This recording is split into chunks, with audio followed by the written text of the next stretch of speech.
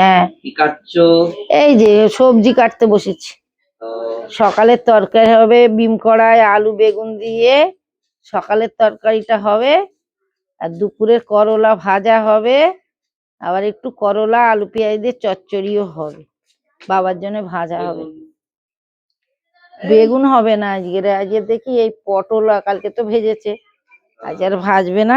আজ করলা চচ্চড়ি করবে, কি মাছ ফাছ করবে আজকে, এখন সব কুটাকুটি করে দিই।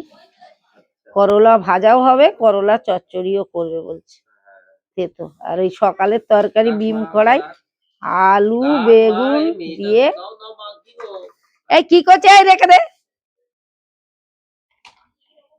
সবজি তো ভর্তি।